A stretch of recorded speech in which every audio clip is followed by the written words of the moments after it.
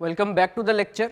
अभी हुआ क्या है कि रशिया के प्रेसिडेंट व्लादिमीर पुतिन की एक स्वर्ण इन सेरेमनी हुई है।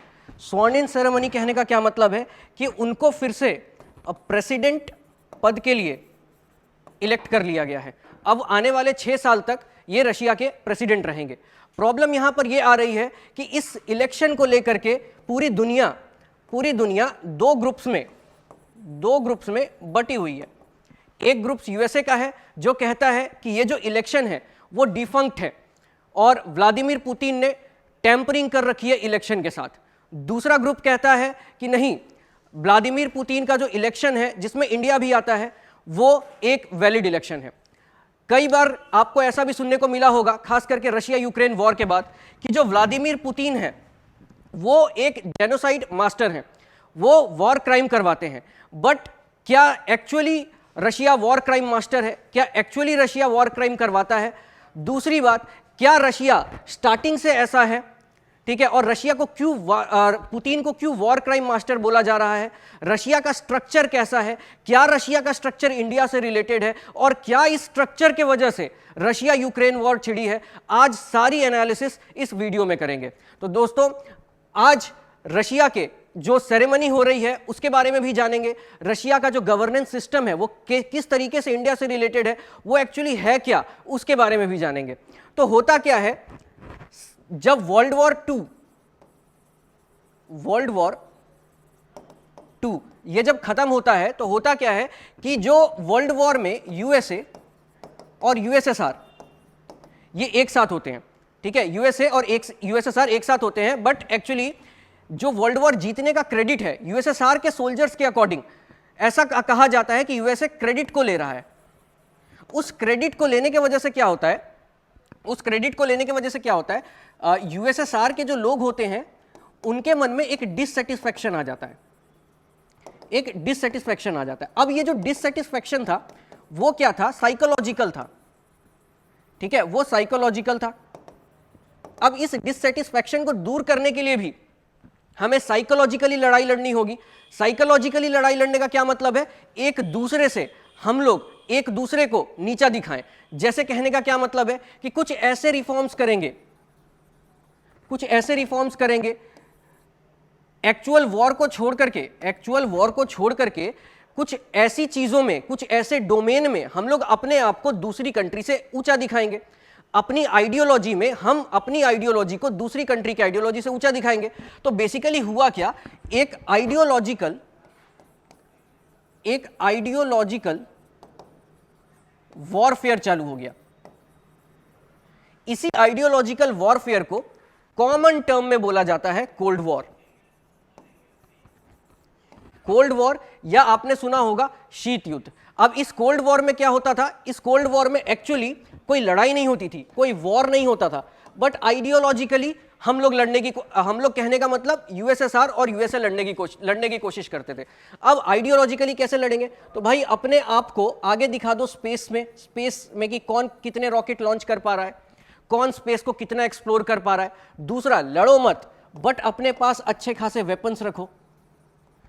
ठीक है, और ये वेपन्स अच्छे खासे मतलब वैसे नहीं होते थे, ये न्यूक्लियर वेपन होते थे और ये बहुत ही डेडली होते थे। आर्म्स रेस भी बोला जाता था। दूसरा क्या था, इन दोनों कंट्रीज का पॉलिटिकल स्ट्रक्चर भी बहुत अलग अलग था। अलग कहने का मतलब यूएसए कैपिटलिस्ट था, ये कम्युनिस्ट था। कैपिटलिस्ट कम्युनिस्ट भी, अब ये हम लोग देखेंगे कि होता क्या है। तो ये सारी चीजें चल रही थी।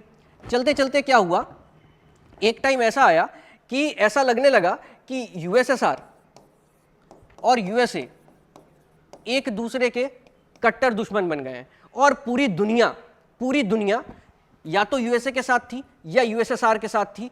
कुछ कंट्रीज को छोड़ के, जिसमें इंडिया आता था, चेकोस्लोवाकिया आता था, स्लोवेनिया आता था, ये सब नॉन अलाइन मूवमेंट चला रहे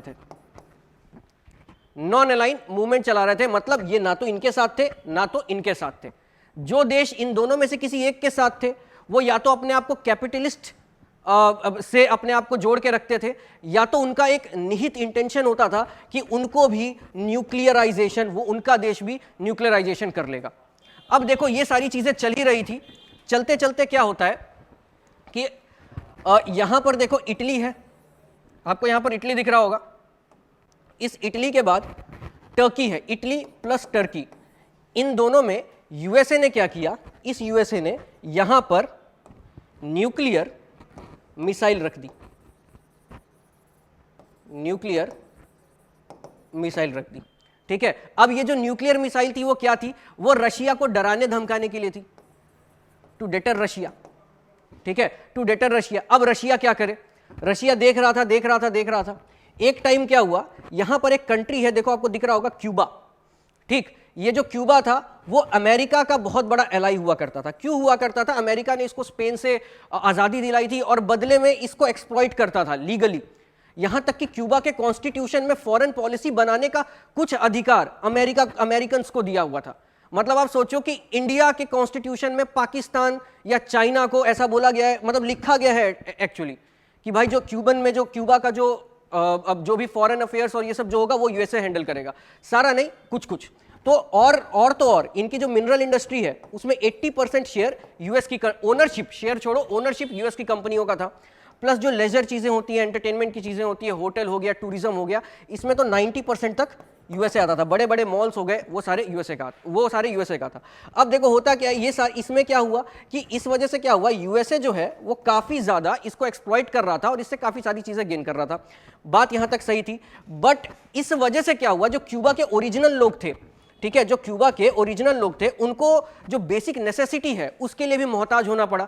लोगों के पास खाने के लिए नहीं था। जो मेडिकल कंडीशनिंग होती है, जो दवा होती है, ये सब जो इंजेक्शन, ये सब जो बेसिक चीजें होती है, इन सब के लिए भी उनको बहुत ज्यादा स्ट्रगल करना पड़ा और ये लग्जरी आइटम्स में काउंट होने लगे। तो फिर दो लीडर उभर करके आए, एक का नाम था फिदेल कास्त्रो और एक का नाम था शी केवेरा। अब ये जो शी केवेरा और फिदेल कास्त्रो थे, इन्होंने क्या कर रखा था, बेसिकली कास्त्रो ने और शी केवेरा ने कैपिटलिज्म का बुरा रूप देख रखा था। तो इन्होंने क्या किया कि हम सोशलिज्म को लेकर के चलेंगे, और ऐसा सोशलिज्म नहीं, एकदम एक्सट्रीम फॉर्म ऑफ सोशलिज्म।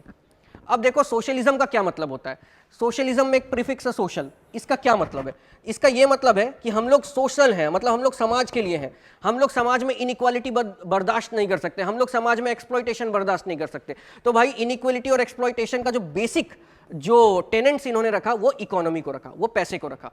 अब इनका जो सोशलिज्म था उसी को कम्युनिज्म कहा गया। ठीक है, अब देख लो एक प्रैक्टिकल टर्म्स में कम्युनिज्म के बारे में बताता हूं। 5 भाई हैं, लेट सपोज 5 भाई हैं और 5 दोस्त हैं या 5 सिटीजन है किसी भी देश के।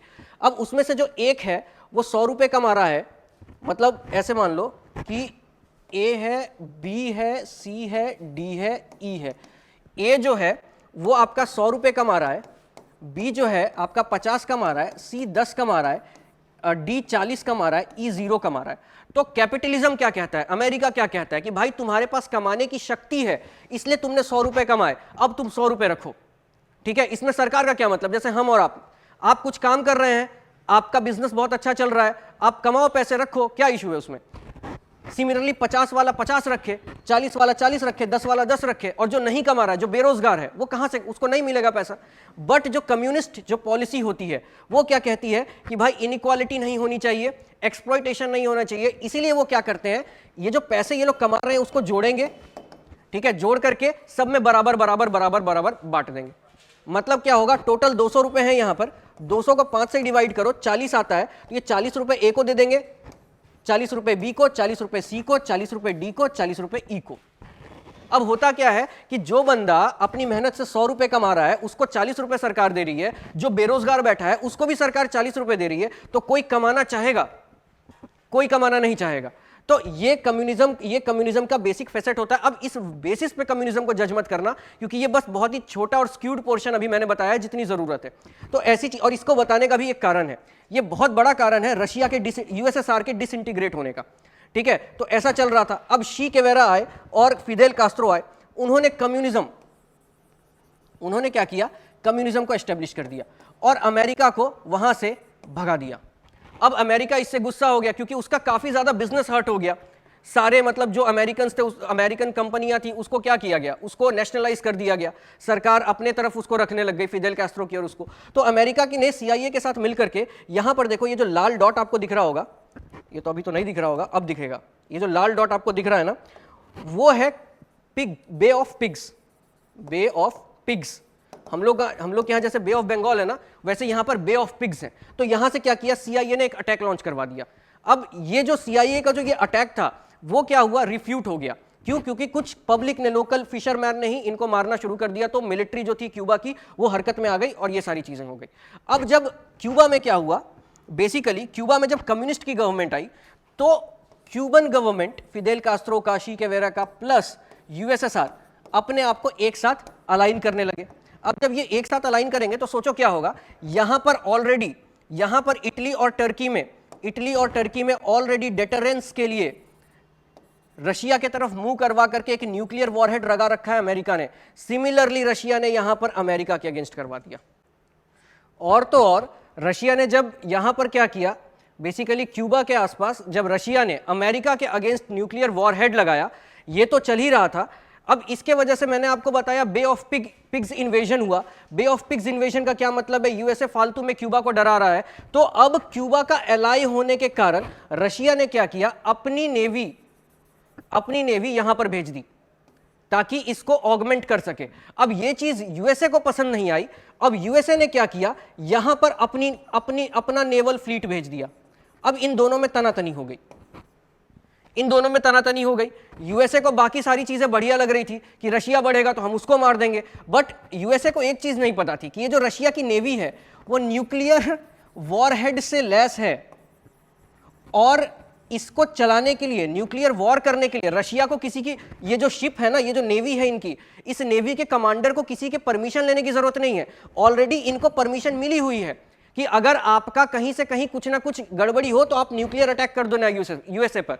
तो होता क्या है कि रशिया की नेवी और ये नेवी तन गई, नीचे एक सबमरीन जा रही थी, वो सबमरीन भी न्यूक्लियर वॉरहेड से लेस थी। अब होता क्या है, यहाँ पर क्यूबा में क्या हुआ, एक बेसिकली क्या होता है देखने के लिए, मतलब एक कहते हैं ना सर्विलांस के लिए, एक जेट प्लेन यहाँ से निकला क्यूबा से, अमेरिकन। क्यूबा ने उसको मार के गिरा दिया और पायलट की इसमें मौत हो गई। अब इसका बदला लेने के लिए उन्होंने क्या किया, जो सबमरीन थी, यूएसए वालों ने क्या किया, जो रशिया की जो सबमरीन थी, अपनी नेवी से इस सबमरीन पर अटैक करवा दिया। सबमरीन डिस्ट्रॉय नहीं हुई, बट इसका कनेक्शन मॉस्को से खत्म हो गया।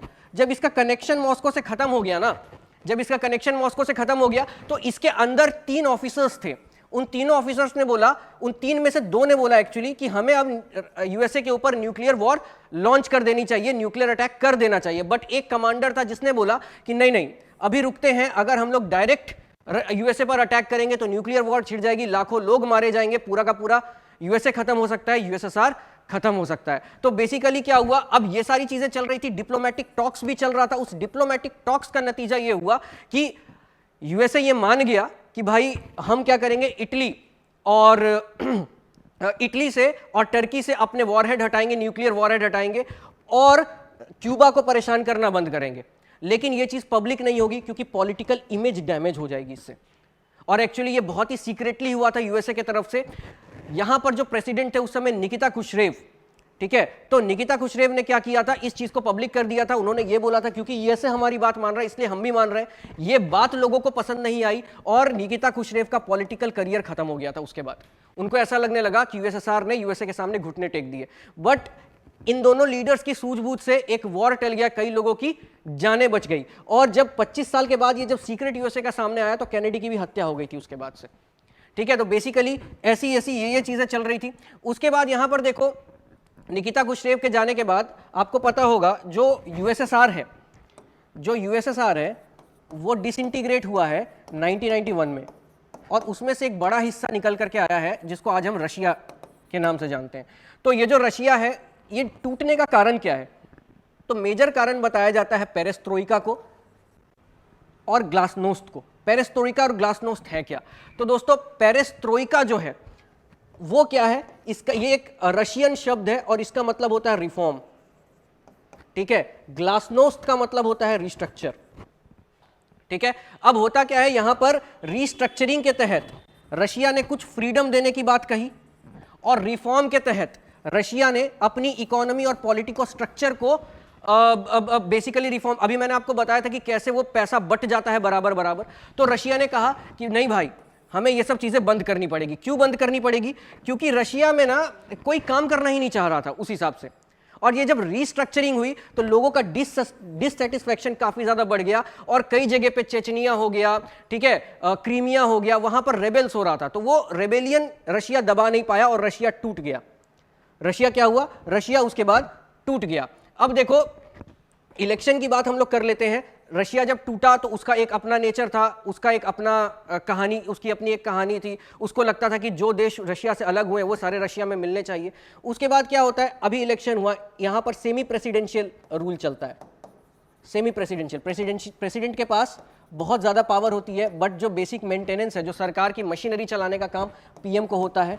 इसको प्रेसिडेंट यहाँ पर इतना पावरफुल होता है कि आज तक किसी प्रेसिडेंट का इम्पीचमेंट नहीं हुआ है। यहाँ पर क्यों नहीं हुआ है? क्योंकि जुडिशियरी को भी, जुडिशियल लोगों को भी यही जो प्रेसिडेंट होते हैं वही अपॉइंट करते हैं, वही नॉमिनेट करते हैं, ठीक है। अब और जब इंपीचमेंट होना होता है तो वही जुडिशियरी से परमिशन ली जाती है। क्या कोई जुडिशियरी जो जिसको प्रेसिडेंट ने नॉमिनेट किया वो प्रेसिडेंट के अगेंस्ट जाएगा? वो कभी नहीं जाता।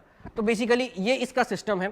और कैंडिडेट सिलेक्शन, जो रशियन इलेक्शन का जो प्रोसेस है, उसमें जो कैंडिडेट का जो सिलेक्शन होता है वो काफ़ी स्क्यूड होता है। जो वोटर टर्नआउट होता है उसका जो रिपोर्ट्स में दिखाया जाता है वो काफ़ी ज़्यादा होता है और बैलेट काउंटिंग होती है, जो कि बाकी सारे देशों में होती है। इस इवेंट का सिग्निफिकेंस क्या है? तो पावर का कंसोलिडेशन होगा ऑब्वियसली, क्योंकि एक ही लीडर काफी समय से है। उसके बाद एक स्टेबिलिटी आएगी। इंडिया में जैसे देखो अभी मोदी जी का या बीजेपी का मैनिफेस्टो कुछ और कहता है, कांग्रेस का मैनिफेस्टो कुछ और कहता है। अगर इन केस बीजेपी हार जाती है तो कांग्रेस दूसरे ढंग से देश को चलाएगी, सरकार चलाएगी। तो वो जो स्टेबिलिटी है वो स्टेबिलिटी यहां पर देखने को मिलेगी, क्योंकि यहां पर एक ही लीडर, एक ही पार्टी कई दिनों से रूल कर रही है। इनका इन्फ्लुएंस तो काफी ज्यादा है। काफी पावरफुल पर्सनैलिटी में व्लादिमीर पुतिन को माना जाता है। तो आशा करता हूं आपको यह वीडियो समझ में आया होगा। आप please hit the bell icon, subscribe कीजिए, लाइक कीजिए और शेयर कीजिए। Thank you.